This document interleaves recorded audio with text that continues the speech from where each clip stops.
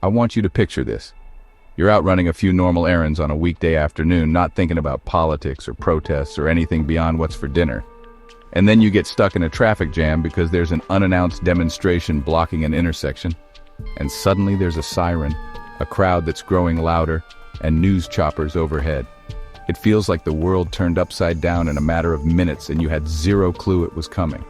If that scene makes you uneasy, you're not alone, because that's exactly the kind of abrupt shift many Americans are getting used to in 2025. And it's happening in both big cities and small suburbs with almost no warning. All of us, regardless of our personal views, can sense that tensions are running high and the social fabric is stretched thinner than we might ever remember. And the question becomes, how do we adapt and stay ready without living in fear? I'm glad you're here with me, because in this video, we're going to dig deep into what's fueling these outbursts of unrest and how you can prepare in a practical, low-profile way that doesn't dominate your life or your bank account. We're talking real-world steps, not fantasy scenarios. We'll discuss everything from reading the local mood to reinforcing your home in a way that doesn't scream paranoia. But before we dive in, let me just say, if you find value in what you're about to hear, I'd love for you to share this video or subscribe to help spread the word, because preparedness in times like these isn't just an individual pursuit. It's something we can strengthen community by community. Now let's get started, because the one thing you don't want to do these days is sleep on what's happening around you. We can all sense this shift that's been creeping in for a while. And even though many of us hoped things might settle down and return to what felt like normal, that just isn't what's happening. Instead, we're seeing disruptions that used to be isolated in big cities spread to mid-sized towns. And we're noticing conversations that might have stayed online or in niche groups suddenly popping up at our own local gatherings. Tensions about government reach, the economy, and personal freedoms have fueled a movement that's bigger than any particular city. And it's really interesting that this isn't just a wave that rose suddenly. It's more like the tide going out, where each receding wave reveals more cracks in our systems, more frustration, and more determination to stand up or push back. The phenomenon we're watching, labeled the hands-off movement in a lot of places, isn't just some random group of extremists or isolated voices. It's an accumulation of people from all walks of life. Some are upset about rising costs, others about what they see as government overreach or unconstitutional policies, and many more are simply exhausted by the failures of systems that used to feel reliable. The result is a wave of protests that can show up anywhere, spread through social media in a heartbeat, and draw curious or angry crowds out into the streets at a moment's notice. And even if you have no interest in going to a rally or making signs, you can still be caught up in the spillover effect, like blocked highways or sudden shortages at your usual store. Part of what's making it so widespread and harder to predict is that people aren't just using traditional news outlets to plan or respond. They're in local Telegram channels, private Facebook groups, or Reddit threads dedicated to their neighborhood. By the time the big networks catch wind of it, something else might already be happening in a different town or city. And that's how you get caught off guard. You can be in the grocery line, minding your own business, when your phone starts blowing up with alerts that a protest suddenly occupied your usual commute route. It's also why local law enforcement is so stretched, because they can't predict how large or how heated a gathering will become, especially if it's fueled by a recent event that's gone viral on social media. The result is a whole lot of daily life disruption, even for folks who aren't out there chanting in the streets. If a highway is blocked for hours, you might get stuck picking up your kids late, or you can't get supplies where they need to go. If people start to worry about certain threats, they might panic buy items at the grocery store or the pharmacy, and you find the shelves empty for the second week in a row. Or if local officials are worried about trouble, you might discover a sudden curfew that's announced via text alerts or a quick city council vote. All these pieces add up to a situation where you can no longer just rely on routine or assume that a quiet community will stay that way. It might sound overwhelming, but here's the good news. You can get ahead of it by embracing a new kind of preparedness that's more about awareness and stealthy adaptability than big caches of supplies. It's about understanding that your normal routine might have to shift to keep you safe and give you flexibility if something escalates nearby. You don't have to live in a bunker or cut yourself off from the rest of the world. You just need to read the signs, be proactive, and stay calm when everyone else is losing it. That's what this new landscape demands. a steady head on your shoulders, a willingness to blend into the flow when you need to, and small, consistent steps that ensure you won't be blindsided by chaos. One of the main reasons people end up behind the curve is they rely on national news or wait for official alerts, which often come too late to help you respond strategically. By the time a major network picks up the story of a protest turning violent or roads being blocked, you might already be stuck in traffic or dealing with empty store shelves. That's where local intelligence gathering comes in, and it's easier than you might think, because in the digital world, a lot of chatter happens online long before big outlets catch wind of it. There are dedicated communities on social media that focus on specific neighborhoods or cities, and these places can give you early warning about everything from planned rallies to suspicious incidents. You don't have to out yourself as a prepper or share personal opinions. In fact, it's better to lurk quietly, reading posts and gauging the tone. People often share a heads up like, "Hey, I just saw a bunch of folks gathering at the old courthouse," or "Police are barricading the main road downtown hours before any official statement goes out." For those who are more old school or want a direct line to raw data, a police scanner, especially one that can pick up digital signals, is a treasure trove of first-hand information. This isn't about eavesdropping on private information. It's about hearing calls for road closures, potential disturbances, or sudden changes in official radio chatter that indicate something significant is underway. If you're familiar with the codes and the rhythms of your local departments, you can pick up on shifts in activity pretty quickly. The moment they move to encrypted channels or start limiting public frequency broadcasts, that's a big red flag that something serious is unfolding, even if you don't know all the details. The other aspect, which might seem old-fashioned but is incredibly valuable, is simply talking with people who see what's happening behind the scenes. It can be the hospital janitor who notices half the staff didn't show up because of a protest blocking roads, or the gas station clerk who sees a sudden run on fuel. It could be a trucker who delivers groceries and hints that supply routes are being rerouted. You don't have to interrogate them. Just ask a friendly question like, "How's your day going?" And let them vent a little, because people often share more details than they realize, especially when they've been inconvenienced or frustrated. The trick here is to do all this quietly. There's no need to raise alarm bells on social media about your own concerns. In fact, the less attention you draw to yourself, the better. You're gathering information to help you plan your day, your week, or your escape route if need be, not to stir up more panic. Once you start applying this approach, you'll notice that the pieces of local intel begin to form a clearer picture of what's going on in your vicinity. And in an era where things can change in the blink of an eye, having that real-time, ground-level knowledge can be the difference between getting stuck in chaos and being one step ahead of it. Now let's talk about what separates a simple crowd from a situation that can explode into chaos. It's easy to think that protests or social unrest happen primarily in places with a lot of people, like major urban centers. But it's not just about how many folks live in one place.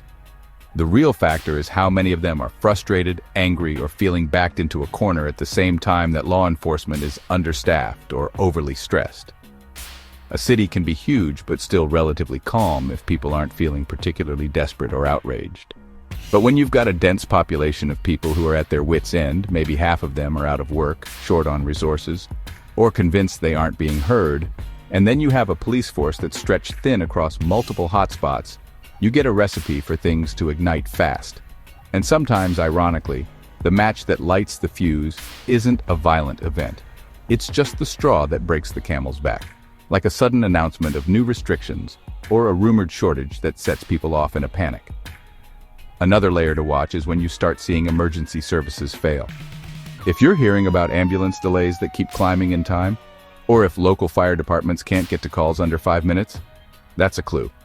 If you find out that your nearby hospital is diverting patients because they can't handle more intake, that's another sign that the systems we rely on are not coping well. These breakdowns can multiply in a hurry, and you'll see it ripple into daily life. You might think it's a minor inconvenience until you realize it's taking twice as long to reach 911, or that the pharmacy can't restock certain meds because trucks won't come through protest routes. All of these smaller signs come together and create an environment on the verge of serious unrest. If you're in a city that starts showing these stress cracks, having a plan to exit is no longer an optional thing. It's easy to say, oh, I'll just wait it out at home. Until that's no longer possible because your building is in a lockdown zone or local roads are barricaded. I suggest scouting a second or third option that's not too far away. A small, dull-sounding town that has at least some infrastructure, but doesn't draw national attention. Think about places that have maybe one hospital, a functional grocery store, and a couple of ways in and out. You're not looking for a glamorous vacation spot. You want something that's off the radar of major crowds because the headlines are usually drawn to bigger targets. Setting this up in advance is a lot easier than trying to scramble last minute when you can't even get accurate travel information or find fuel. It doesn't mean you're running away forever. It just means you have a fallback if your current spot goes from tense to untenable. Don't forget, too, that sometimes the best move is simply to lay low if your area is stable enough to ride out a short-term event. So you should always evaluate your own local environment first before deciding to hit the road. The key is having those choices at all, and that starts by paying attention to the warning signs of when a crowded place transforms into a powder keg.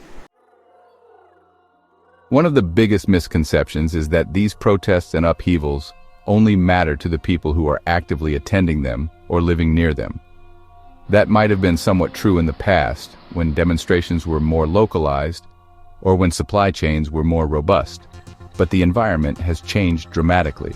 These days, a protest in one city might trigger regional supply disruptions that affect grocery stores a few towns over, or cause shipping routes to get delayed for days or even weeks. You could be someone who's determined to mind your own business and never step foot in a protest zone, yet still find yourself dealing with consequences that upend your daily routine. Maybe your child's school decides to shut down or switch to remote because the local government is worried about potential unrest spilling onto school property, and suddenly you're left scrambling for childcare at the last minute. Or you realize your usual bank branch isn't accessible because there's a citywide lockdown in effect. So you can't get cash for unexpected needs, or you can't make an in-person transaction you'd been putting off. The part that catches many folks off guard is how unglamorous these disruptions can be. A protest might not come banging on your door, but maybe your credit card suddenly flags suspicious transactions because the local data center got shut down or power got interrupted in the area. Or you might be delayed in getting critical medication because the supply route is detouring around a blocked highway. It's these ripple effects that can bring stress and confusion into what would otherwise be a normal day. The solution is to build personal buffer zones into your life.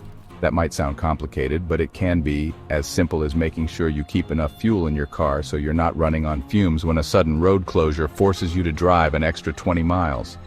It can mean stocking up on groceries so you're not panicking the night before you need something important. If you rely on prescription meds, it's about making sure you have a few extra days of supply on hand whenever possible. These small, proactive moves give you breathing room when the unexpected hits, because the domino effect is real, and once a cascade starts, you don't want to be standing there with an empty pantry or zero alternative plans for child pickup. It's not about hoarding or living in a bunker. It's about acknowledging that disruptions are not the exception anymore. They're becoming part of the ongoing cycle of tension and release that defines daily life.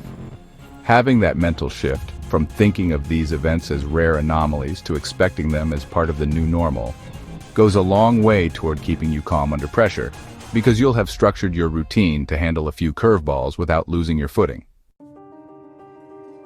Another piece of the puzzle is how public law enforcement is stretched thinner by the day. The more they have to respond to demonstrations or civil disobedience, or even the threat of those things, the less bandwidth they have for the average calls about break-ins or suspicious activity in quieter neighborhoods. And while this is happening, you'll see the private security sector booming. Gated communities, commercial districts, and private schools with the resources to hire security firms are going to do so more frequently, creating a two-tier reality. If you have the money or connections, you can pay for extra protection. If you're an average person living in an average part of town, you're going to find yourself at the end of a longer line when you call 911. It's not something we're used to thinking about in America on this scale, but it's happening. And the direct takeaway is that you need to be prepared to handle more of your own security, at least at a basic level. This doesn't mean you install massive fortifications or show off your defenses to the world. In fact, low-profile measures can sometimes be more effective because they don't advertise that you might have something valuable worth taking. Reinforcing doors or using better quality locks can be done discreetly. Setting up an ambient lighting system outside that doesn't scream floodlight, but still makes it difficult for someone to approach unseen, is a good middle ground. Having a quick and quiet exit route from your home, a window you can climb out of without drawing attention or a back gate you can slip through, gives you options in case the trouble is literally on your doorstep. And don't forget that security isn't just about physically barring doors. It's also about having a plan with your family or your roommates so that everyone knows what to do if a protest suddenly spills into your neighborhood or if local law enforcement issues a warning about potential violence nearby. You're trying to avoid confrontation whenever possible. That's a shift from older school thinking that might have been all about stocking up on firearms or creating an impenetrable fortress. In the current landscape, it's often smarter to stay invisible, get out of harm's way, and have the means to exit before you're surrounded by trouble. Yes, there's a place for self-defense tools, but the emphasis should be on layered strategies that keep you from needing to fight in the first place, especially when multiple threats can converge in unpredictable ways. The greatest security you can have is the foresight to avoid the worst situations, backed up by a home that doesn't look like an attractive target, with quiet but functional defenses in place should you need them. When we talk about self-defense, a lot of people still imagine the old trope of a single mugger in a dark alley or a random burglar breaking into your house in the middle of the night. But the environment in 2025 is different. Sure, one-on-one encounters still happen, but one of the biggest threats in protest-heavy or unrest-heavy situations is the crowd itself. You might be trying to go from point A to point B, and suddenly you're in the middle of 1,000 people who are angry or being dispersed by riot police, or maybe there's panic because something sparked a stampede. That means you have to shift your mindset. You need to practice reading a crowd and understanding its flow. You can try this in totally normal places like busy farmers markets or large concerts. Watch how people move in clusters, how they tend to funnel through choke points like narrow aisles or entrances. Notice where security or police might position themselves. If you can learn to navigate thick crowds without drawing attention or bumping into people, you're developing a skill that's huge when tensions rise. Panic management is critical too. The moment a crowd gets spooked or aggressive, people either freeze or run. Both of those responses can get you trampled or cornered if you don't remain calm. Training yourself to regulate your breathing under stress might sound silly, but it is one of the most powerful tools you can have. That can start right now at home by practicing elongated exhales that are twice as long as your inhales. This kind of breathing slows your heart rate, keeps your head clear, and prevents hyperventilation that could cloud your judgment when everything starts happening at once. Another layer is thinking about decoys, which can apply to personal belongings as well as how you present yourself. If you're in a tense environment, carrying a decoy wallet with a bit of cash and some expired cards can be a lifesaver if someone targets you for a quick robbery or tries to intimidate you. Meanwhile, keep your real ID and important items somewhere hidden on your body, like in a deep front pocket with a zipper or a small pouch under your clothing.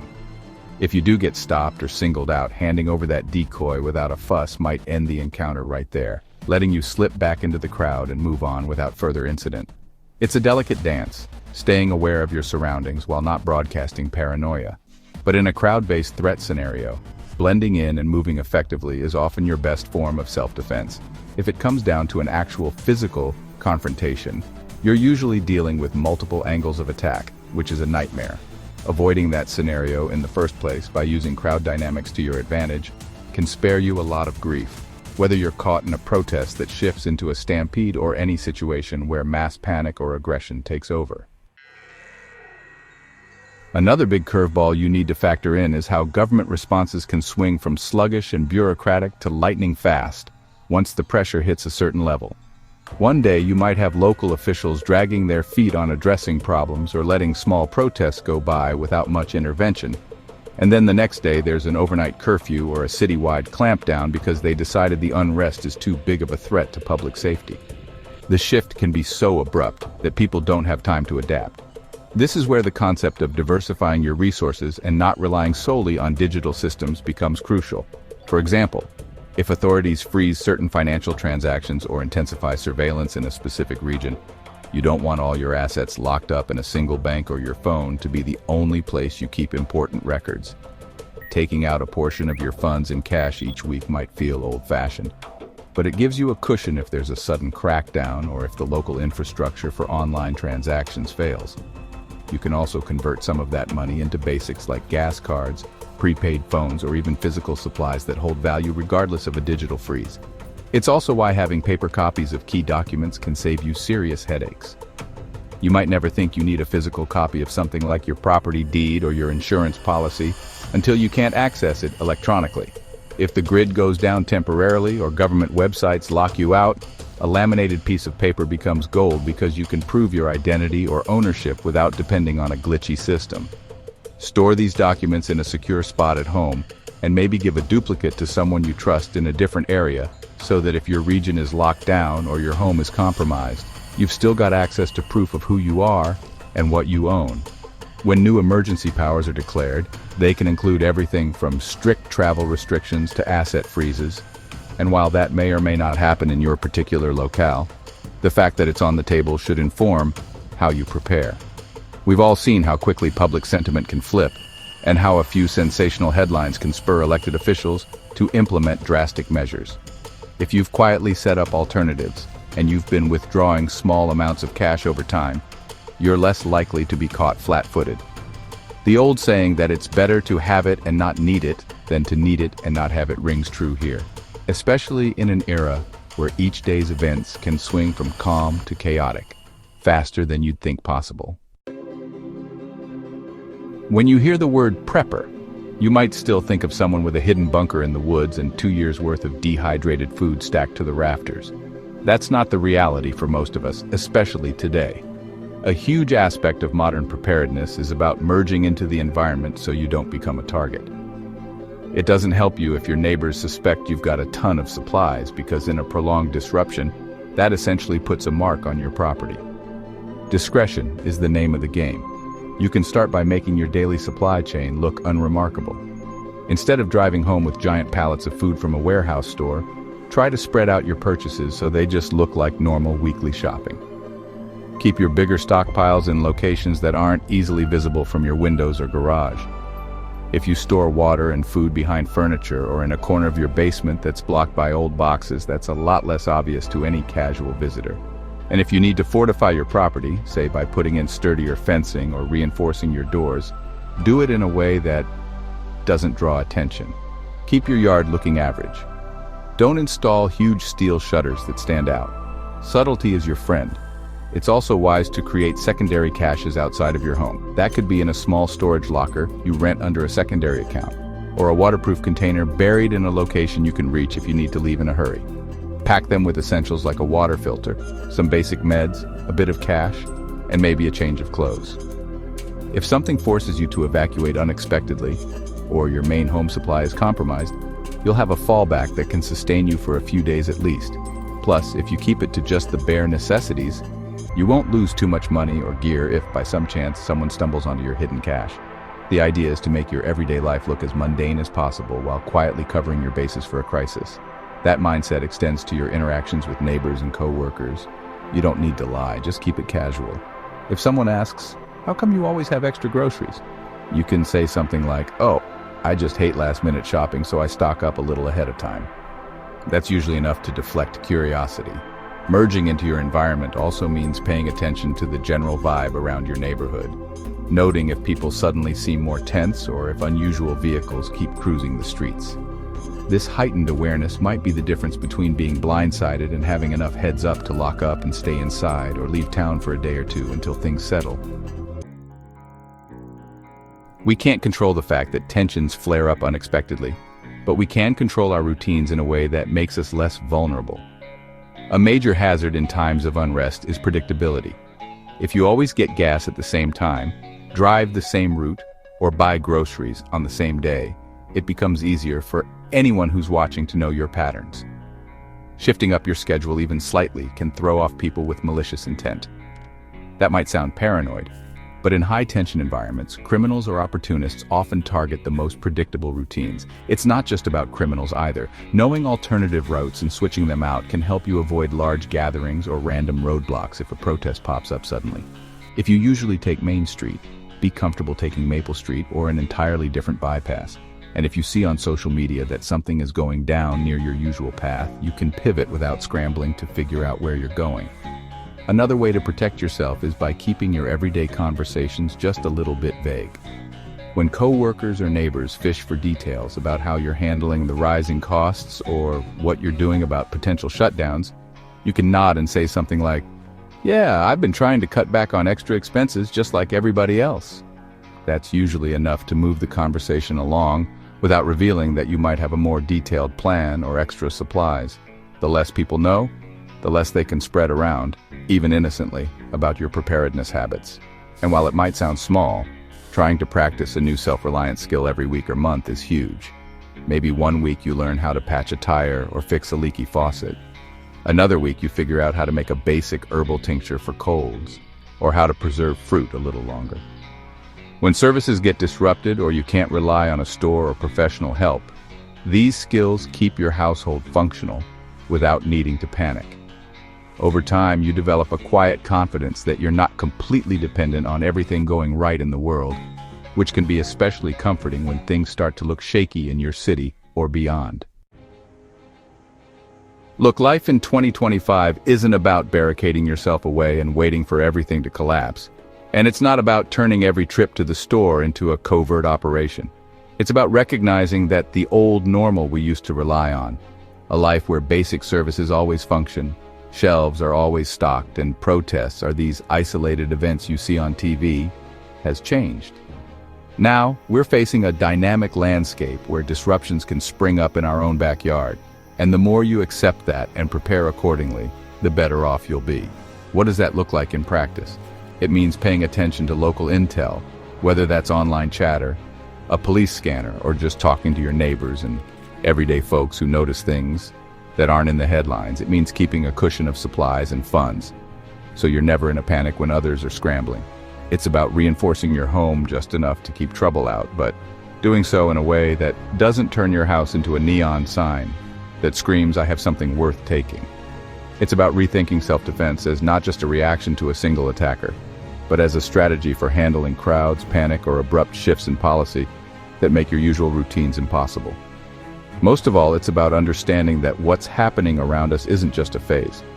There's an ongoing recalibration of how society functions, and whether that's a permanent shift or it stabilizes in a new form, you don't want to be the person clinging to the way things used to be. Adapt, stay calm, and stay aware. That's how we keep a step ahead, protect our families, and come out stronger on the other side. If this message resonated with you, do me a favor. Share it with someone else who could use a dose of perspective on what's really happening out there. Maybe it's a friend, a neighbor, or a family member who's starting to notice the cracks but isn't sure how to respond. The more people we can reach with practical, level-headed advice, the more we can form a network of resilience in an era of uncertainty. So, if you haven't already, consider subscribing or leaving a comment below on what you're seeing in your area, because the more we connect these dots, the better we can navigate the road ahead together.